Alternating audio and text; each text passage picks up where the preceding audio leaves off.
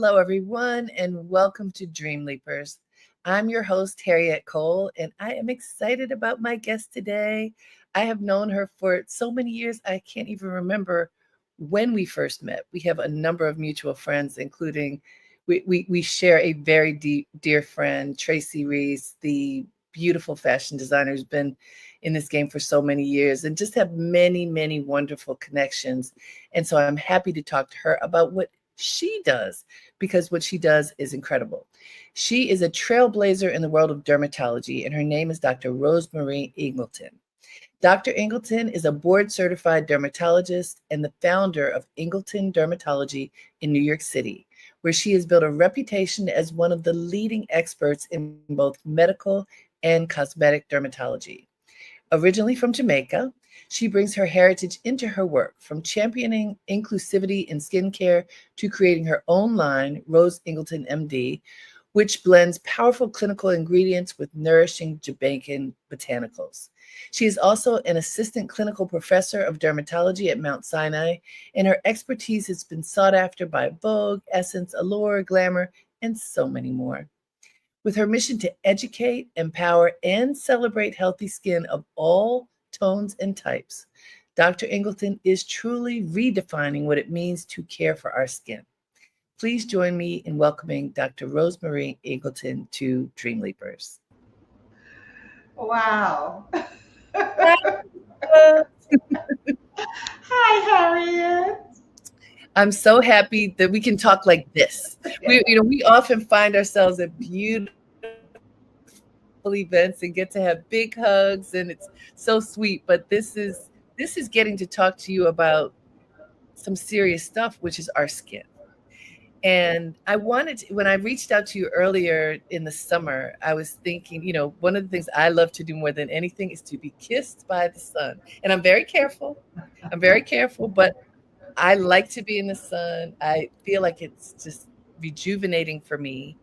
And I want to know your thoughts about us putting ourselves in the sun and so many other things about skin. But let's start there because we've just come out of summer and a lot of people spend time in the sun. And, what are your thoughts about being in the sun and how we take care of our skin when we're in it?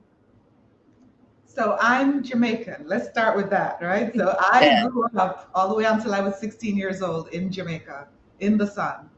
Granted, that was before I knew, better about some of the things that were happening to my skin as a result of being in the sun that much. But the way that I look at it now is I want you to enjoy the sun, the warmth of the sun, the vitamin D that you get from being in the sun. But I don't want the sun to have its way with your skin. So Mm. it's one thing to go out and just enjoy, all the things that are to be enjoyed when it's hot outside and sunny. But you should always be putting filters on your skin, protecting yourself somewhat, whether it be with hats, sunscreen, which is the most basic thing, proper clothing if you're going to be, arms exposed for long periods of time, then you should wear things to protect. So I don't want the sun. I like to say, have your way with you, have your way with your skin, because the sun is going to help to damage, make you get older faster, maybe skin cancer, because it does happen in Black folks too. But, Hmm. you know, I'm at my core a sun lover. So I just want you to do it carefully. And I do.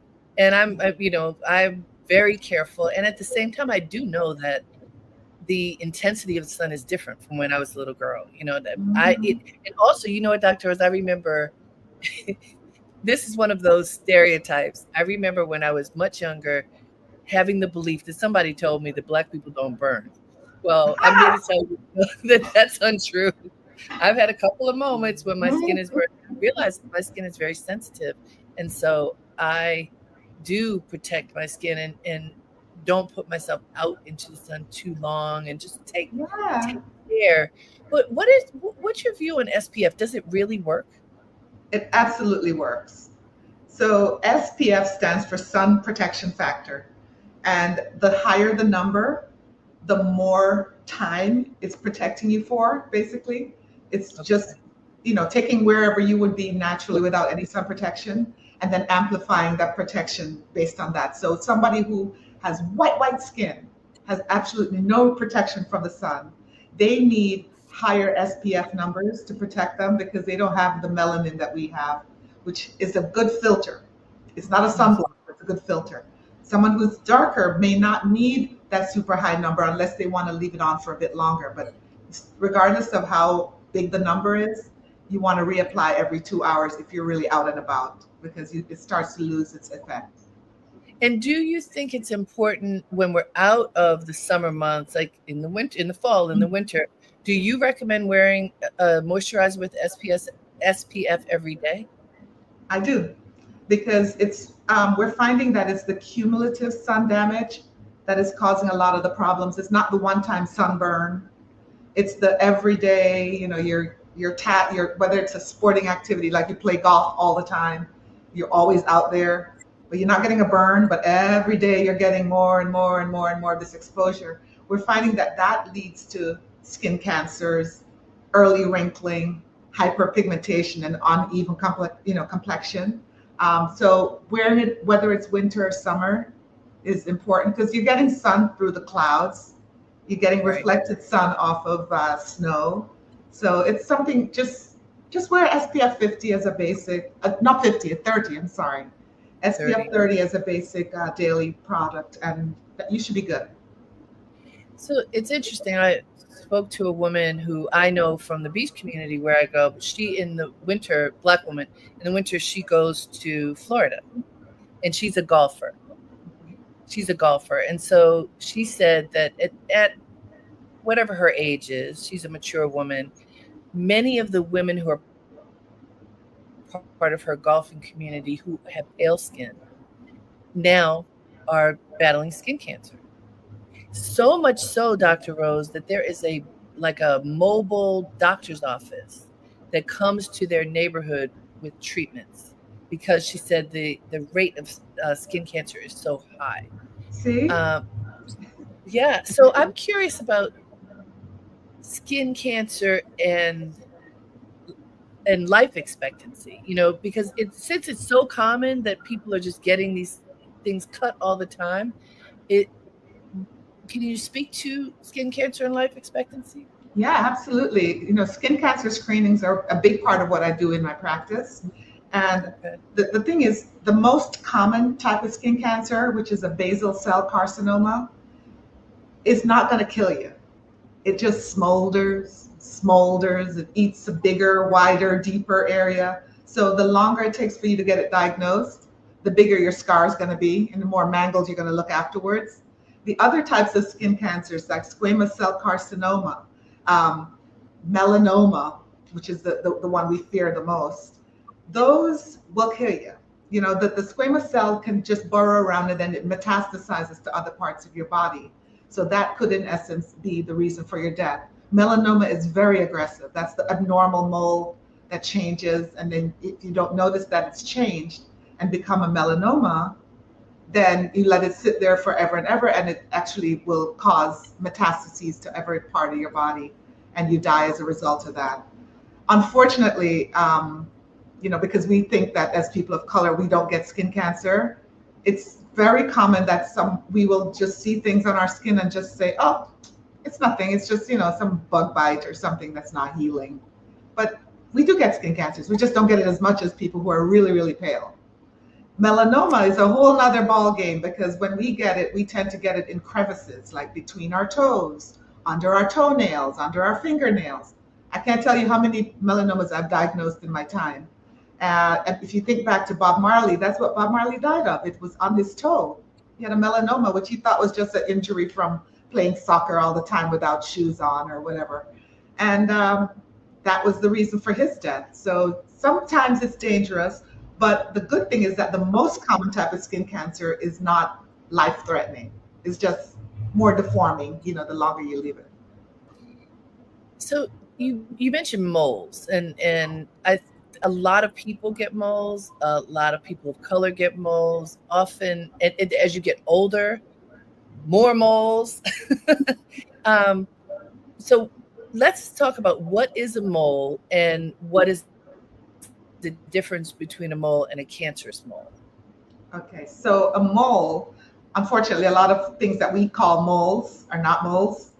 So for me, a mole Okay. is like a birthmark, basically. So think of those flat brown dots that you had when you were a child. And as you've grown, they've grown with you.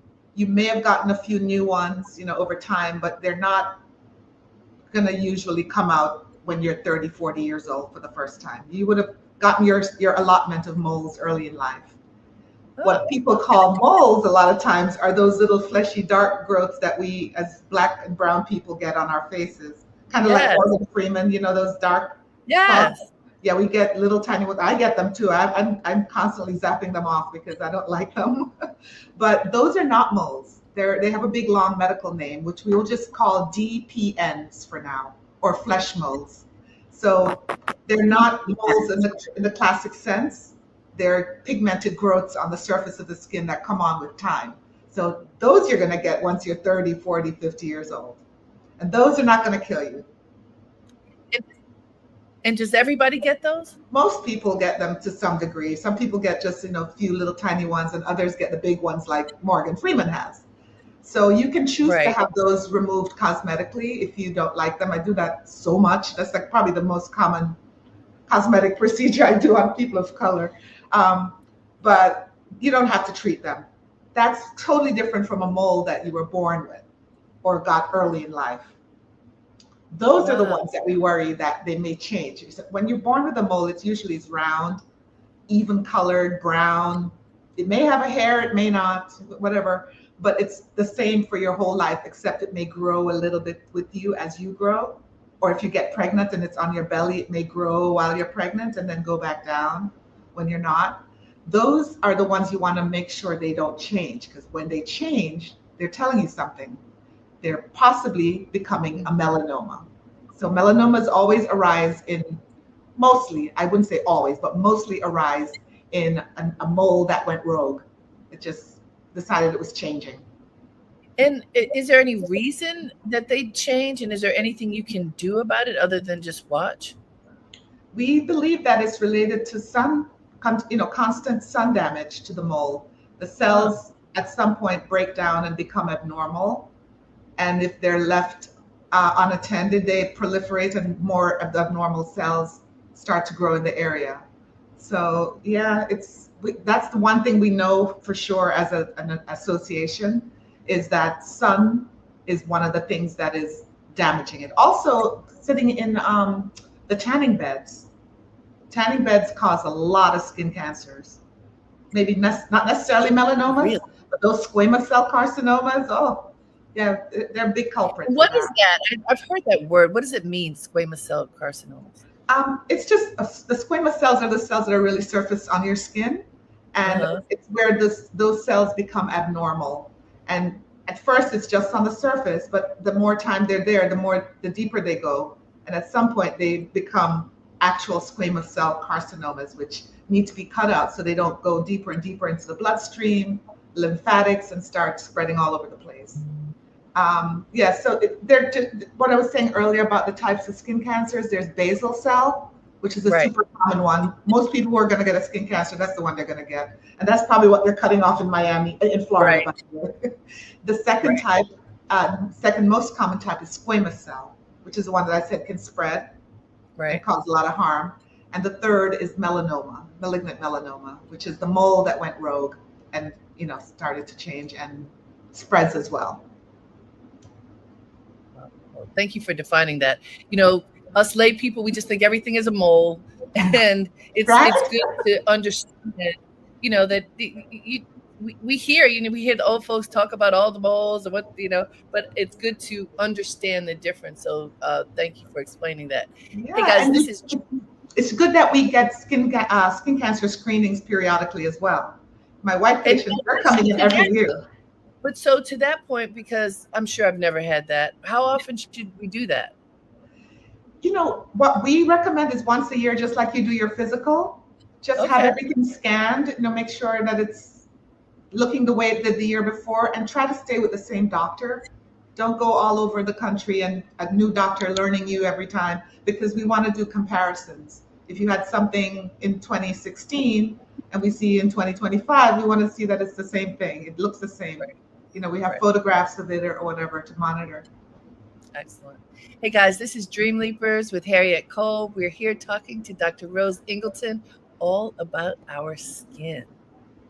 Our skin. It's there's so many things. First of all, tell me, what does a dermatologist do? And I'm asking from this perspective, like you just said that we should have skin cancer screenings once a year.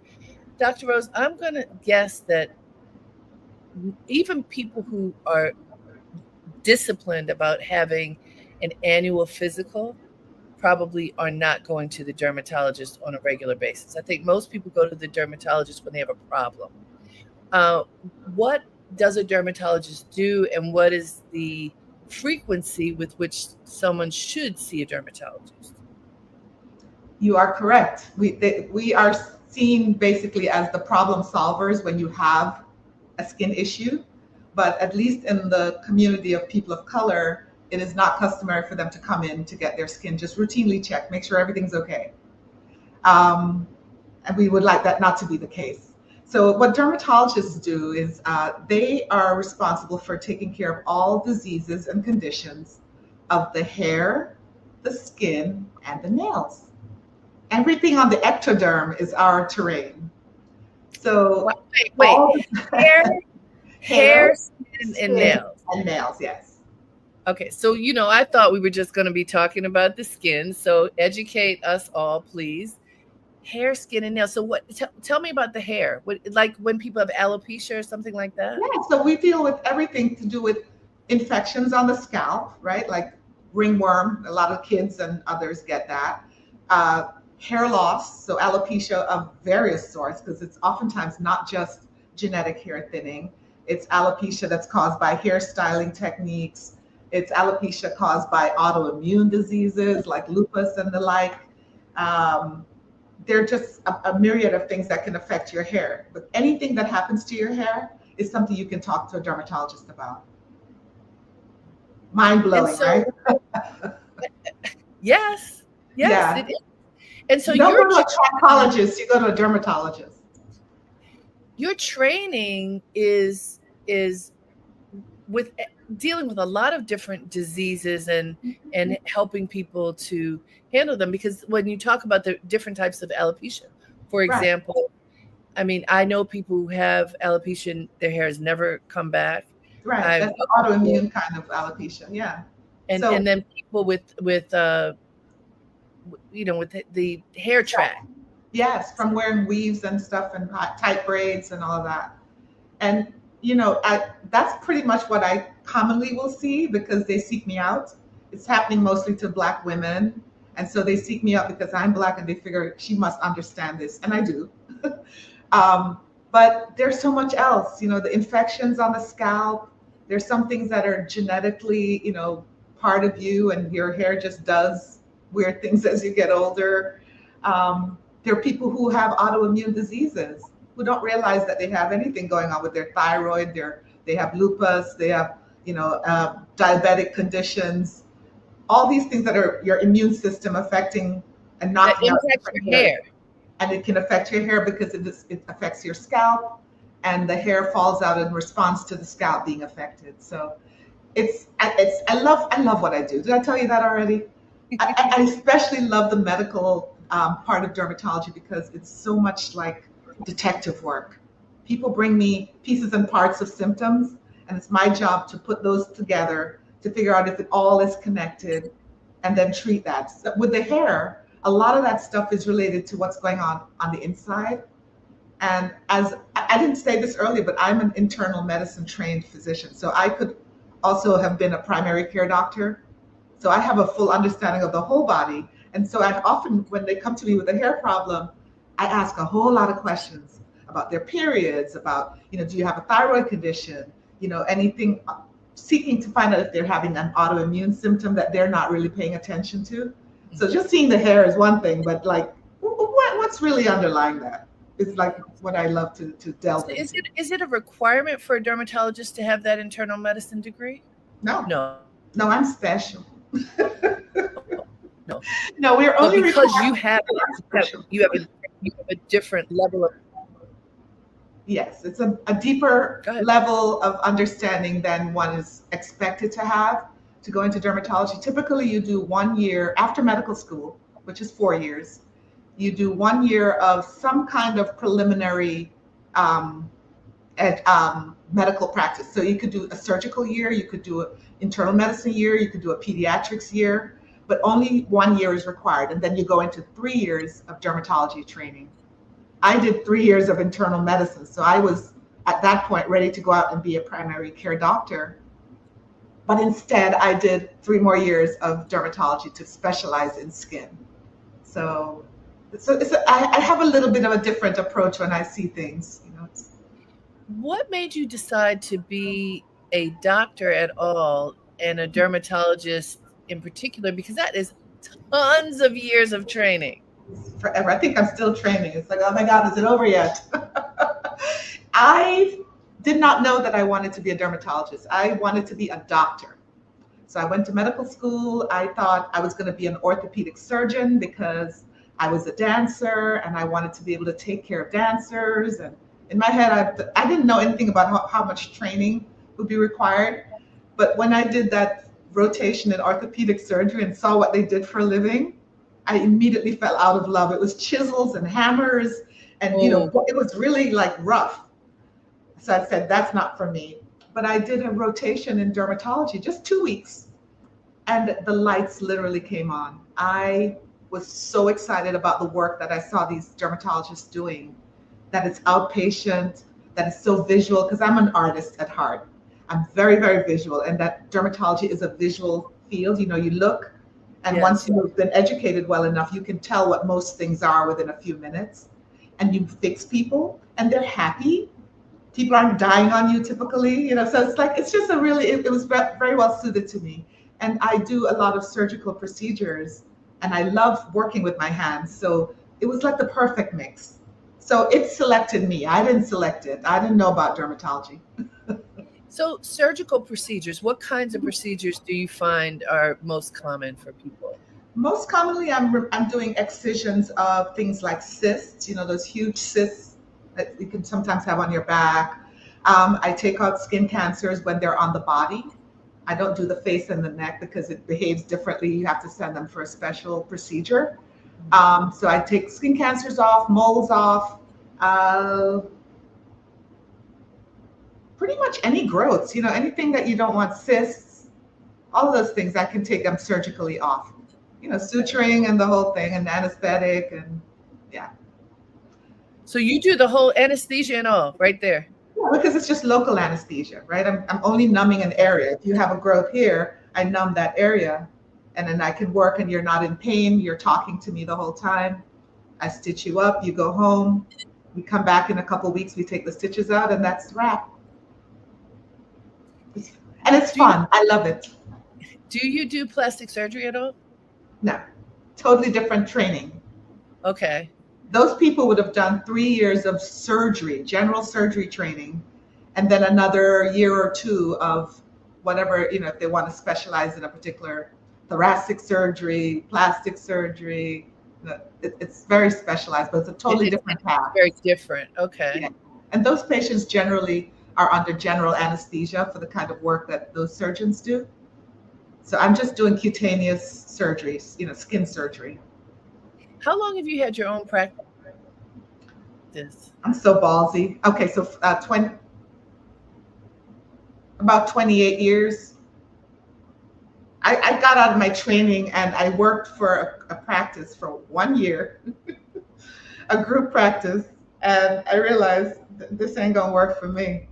I You don't don't know. I don't like how they run their operation. I don't like anything about it. So I decided I have to be able to do this better. Not because I've seen any examples of what it was like to run a practice, but I just felt in my bones that I could do this better and I could do it my way. So I went and opened a little tiny practice in Lower Manhattan in Soho. Oh and you've my been God. doing at it ever since. The rest is history. It's been insane. I mean, the rapid growth, where I outgrew the space that I was in with this group of people, had to find my own space within a few years. And then once I got into my own space, I outgrew that within a few years and I had to expand. And It's just been kind of meteoric, all based on. And it's not just you. You have a practice where you have other people supporting you, right? Yes, actually, I was bigger before. I'm now on my other phase of life where I'm like, you know what? I just want to go back to being simple. But I had gotten to the point where I had multiple doctors, dermatologists working with me, or PAs, and I've had a medical esthetician. So I have people doing stuff. I'm not the one doing everything. Hmm. But in the last year or so, I've kind of changed my wish. I want my life to be simpler again.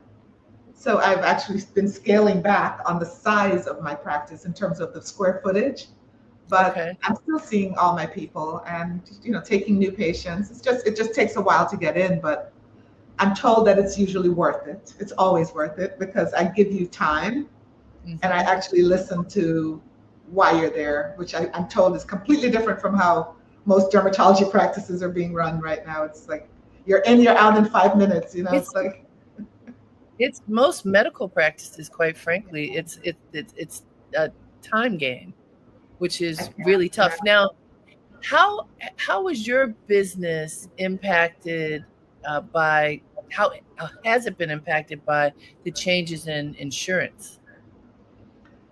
You know what? I dropped out of commercial insurance plans about 2 years, 3 years ago.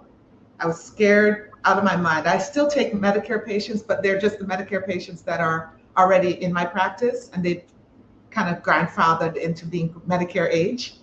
Yeah, Um, but I got tired of not being paid for my work because I know that I give such care and attention and really good, you know, diagnosis and treatment, but the insurance plans did not want to pay.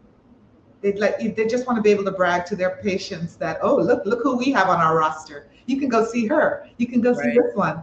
But on the back end, you deliver the service, and oftentimes, if they paid you, they'd come and ask you back for the money later, saying, "Oh no, we overpaid you. Gave you $20 too much. Send this back." And oh, I think that you probably made the same mistake on many more patients. So send us that amount times. I've had that happen to me with Oxford. And I Wow. said, no, I'm done. It's not worth it. I would rather just have people come see me. And I'm not going to make it crazy expensive that you cannot afford to see me. But, you're going to have to pay instead of going through the insurance plans because they're horrible. So then, question. Yeah, I mean, yes, Horrible. understood. Uh, for people who come to you directly, can they submit a claim afterward to get a refund of some kind? Provided they have an insurance plan that allows them to have out of network benefits. We give them all the Right. paperwork. We fill out the form for them basically and send it to them, and they submit that and they get back whatever the insurance plan agrees is the right amount for them to get back. But yeah, we make it very easy. But dealing when they get to deal with the insurance plans is when they realize why I don't even bother anymore. It's a sad commentary on that industry that doesn't seem to get better, which is why I was asking you about it. The it's just very hard if you need to go to the doctor and you may not be able to afford to go, Mhm. and insurance makes it prohibitive even for regular general doctor and General internist. medical, yeah, Medical these days, it can be very, very difficult, whether you have what used to be called good insurance or not. I know. And many It's people think that they have industry. good. Yeah, they think you have good insurance because you're paying so much for it, but the rules attached are insane. The deductibles, even for my Right. little practice here, my staff, I have health insurance plan for us as a group. Our deductible is like way up there. So that means you have to pay that much each year before the insurance even kicks in. Right. And it's nuts. Hey guys, this is Dreamleapers with Harriette Cole. We are talking with Dr. Rose Ingleton, all things more dermatology. And Dr. Rose, tell us again, what does dermatology include? The study of diseases and conditions of the hair, the skin, and the nails. This is just mind blowing for me because I didn't understand that it was all those things. So let's talk about the nails, because we live in a culture where everybody's getting their nails done, and lots of different things that get done to nails. So you don't often see nails. Right. And one of the things that actually recently happened to me, so I have my little gel and whatever, and wasn't handled well on one nail, and I got a fungus on my nail, You did. Oh, which is so hard to go away. And I learned that, if I'd gone to another place where I don't normally go. I was told this is so incredibly common. it's so common. Um, right. And you should see the dermatologist for that, by the way.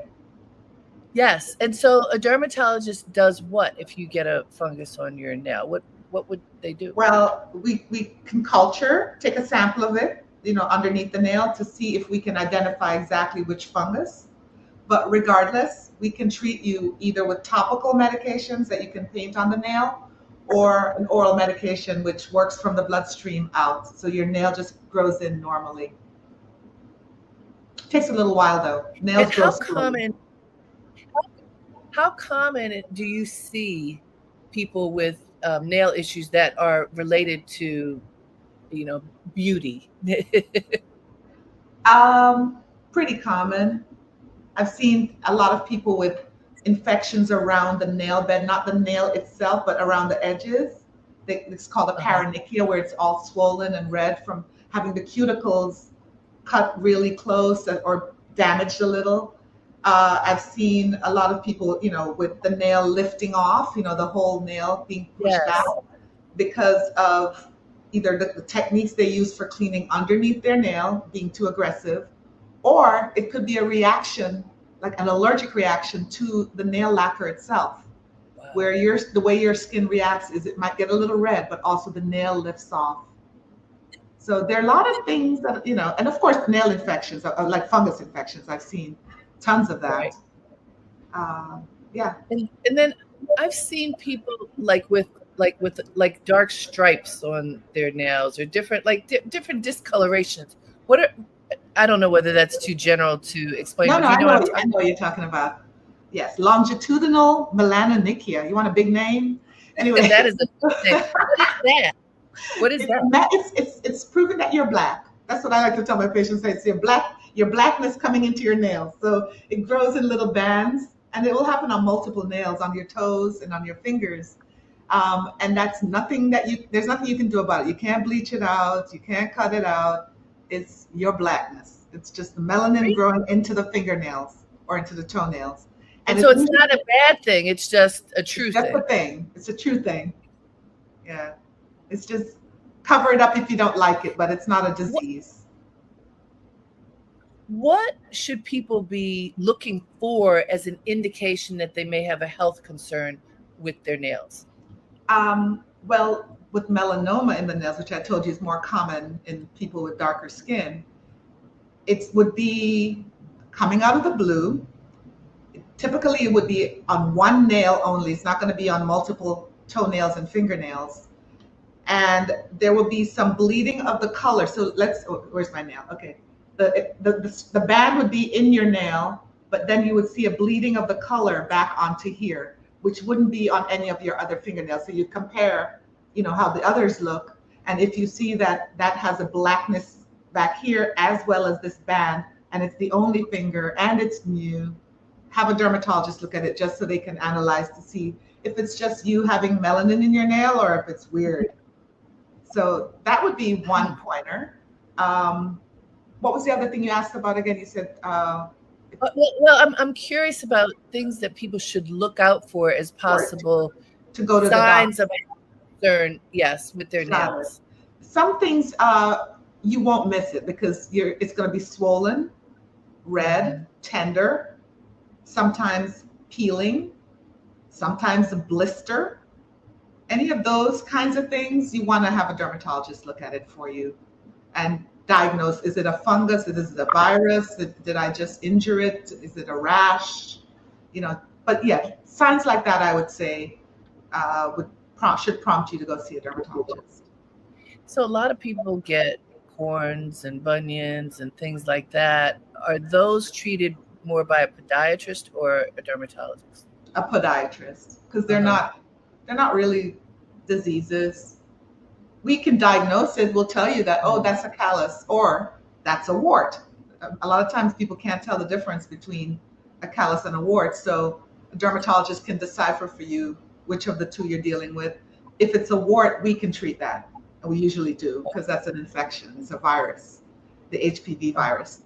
If it's a callus, that's a pressure point issue. It's something about the way your foot is rotated in your shoe or where it's rubbing against a surface repeatedly, you get thickening of the skin. So then we send you to the podiatrist for that. And most people go to the nail salon for that. Serious? Is that bad? People get calluses removed all the time at the nail salon. In terms of the removal of the callus, yeah, you can go to the nail salon for that. But what the podiatrist should be doing in addition is giving you suggestions on orthotics that you can put in your shoes to prevent this callus from repeatedly forming. Because it's related to either a deformity in your foot or the way that your foot is rubbing against a particular shoe or all shoes. So they can say, oh, you know what, going forward, you should put a little bit of this in that area before you slip your shoe on so that you hopefully don't keep getting the same thing over and over. It's interesting. I mean, look, being someone who comes out of the fashion industry, like, we die for fashion, right? We put on all kinds of shoes, especially when we're young, whatever should we be wearing, and then get to the point where you can't wear them anymore and the orthotics become part of the wardrobe. Yes, but you know what? If you can hide it in your shoe and nobody knows you have an orthotic, rock it. I love it.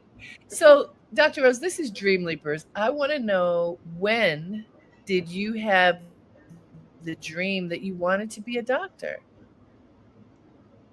So the story goes, I didn't have the dream first. My father did.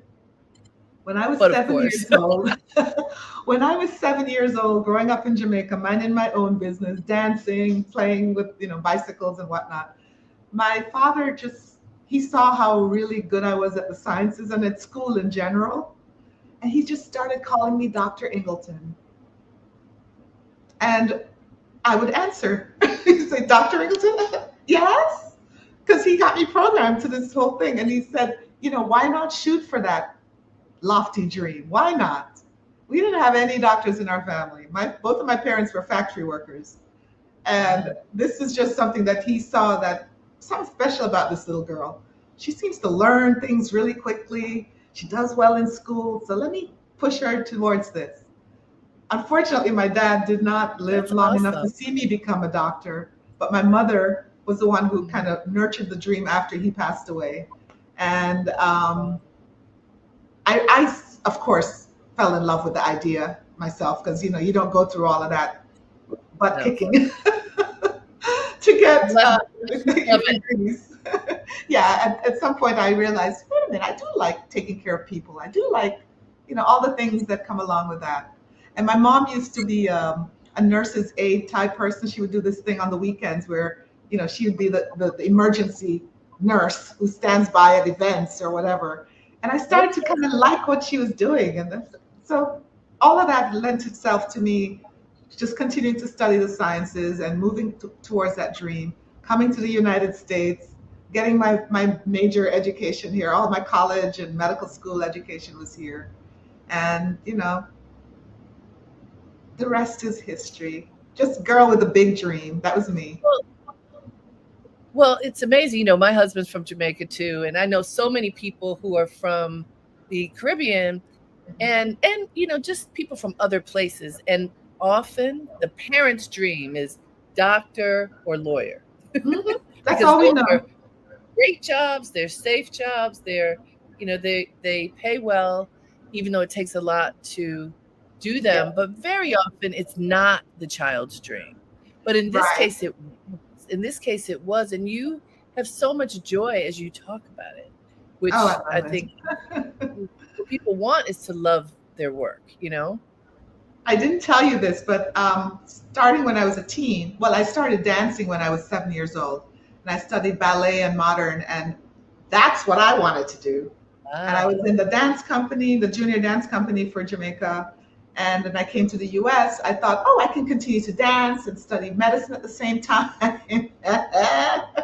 Didn't take me long to figure it out. But my mother, when I came to that fork in the road where I had to decide between dance and medicine, my mother steered me in this direction of medicine because she said there would be longevity.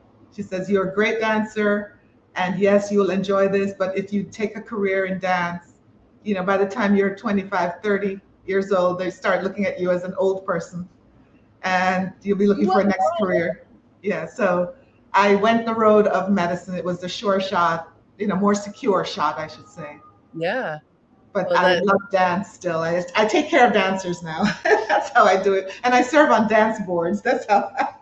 so you still get to be connected to that great Yeah. love, which is really something. So you mentioned that you've downsized your practice a bit, and I remember some years ago when you were going a million miles an hour, and your health did not like that. Oh. So many people, especially women, and I would say times 10 Black women, we can work ourselves to death, literally, but often to a health challenge. Mhm. And can you talk about your reckoning with your pace and your health, and how you've kind of changed your life? Yeah, that was not fun.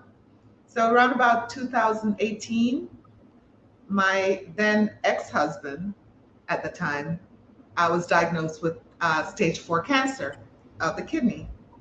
And I jumped in to help him manage that whole path because I'm a physician. This is a person I've loved for many years, even though we weren't married anymore. So I jumped in and started taking care of his health, and guiding the treatments.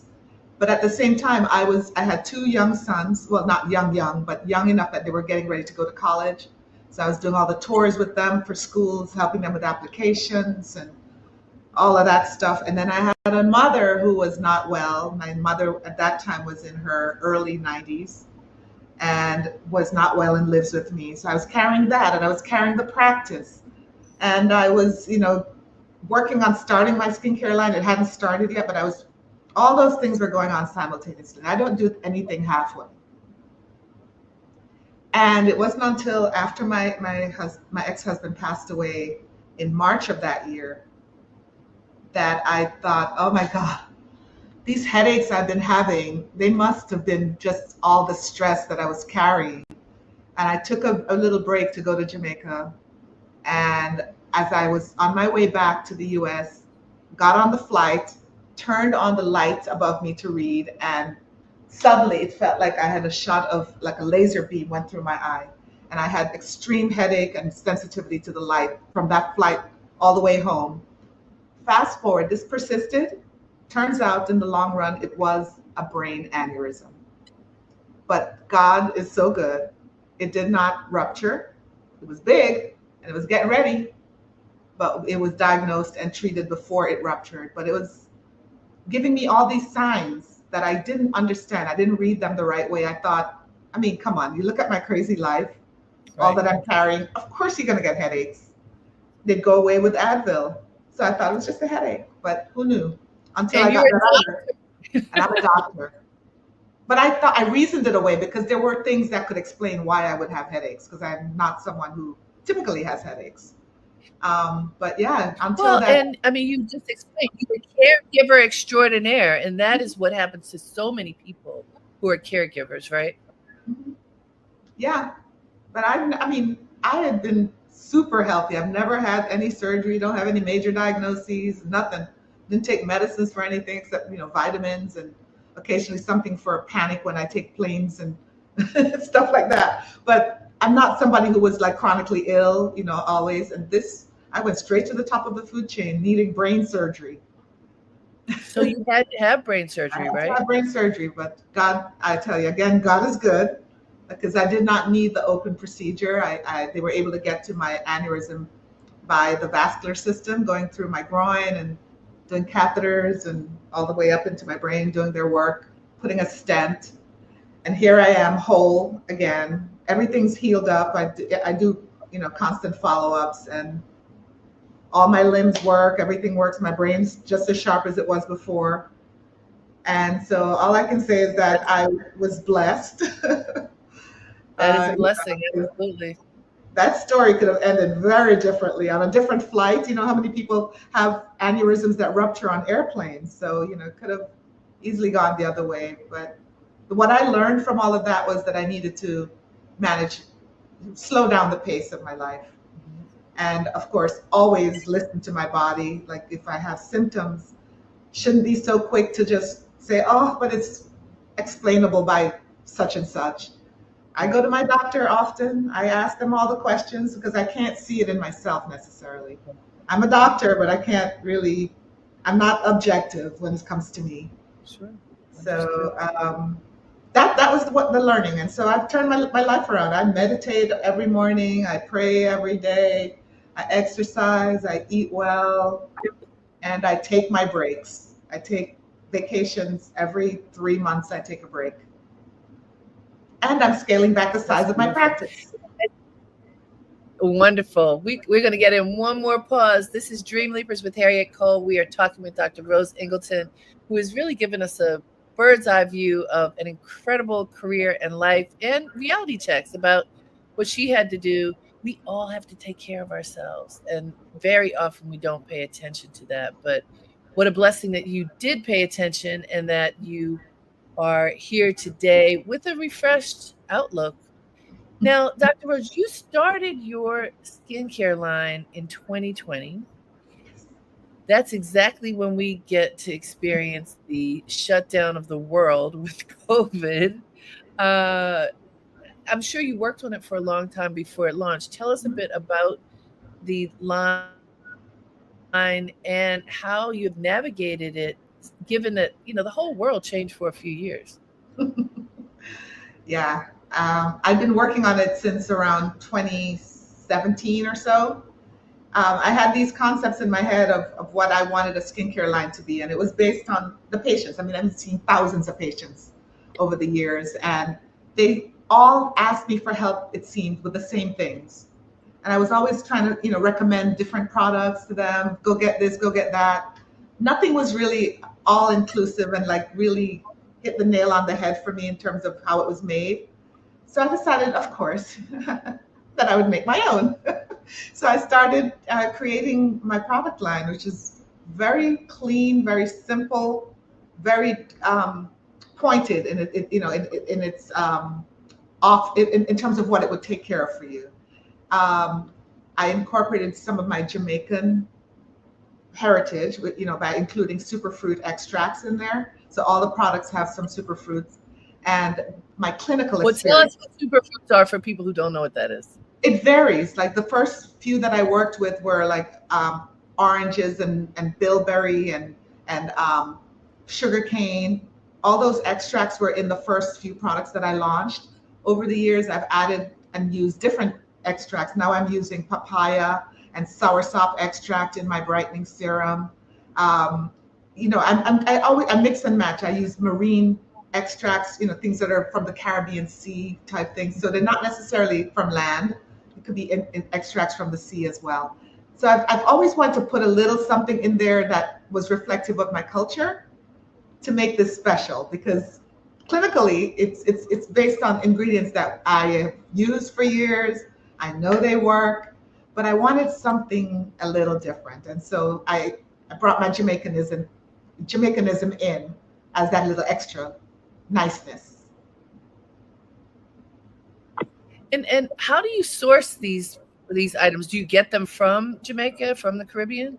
Not at this point. It's not set up in Jamaica to get us those kind of ingredients.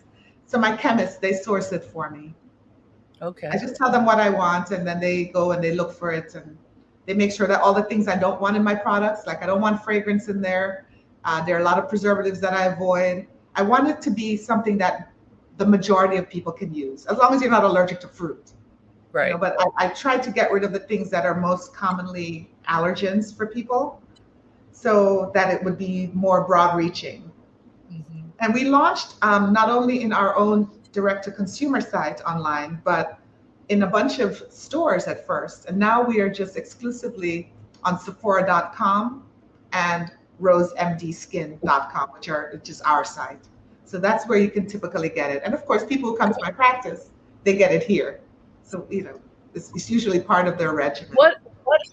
What are the key products in the line? So the line, we have 4 SKUs right now. There's the cleanser, the Superfruit Brightening Cleanser. This is the one that keeps winning all the awards. It's gotten the Allure Best in Beauty Award a couple times. Congratulations. That's like a little Oscar. I love it. Then Yes. this is our most recent launch. Let me see how I can do this. There. Yep. This is vitamin C. This is the one that has the papaya extract and the soursop extract. Great. It is amazing. It sell out every time. It's gone again. We don't have any in stock right this second. But this is like a must underneath your sunscreen every morning. You should be using an antioxidant.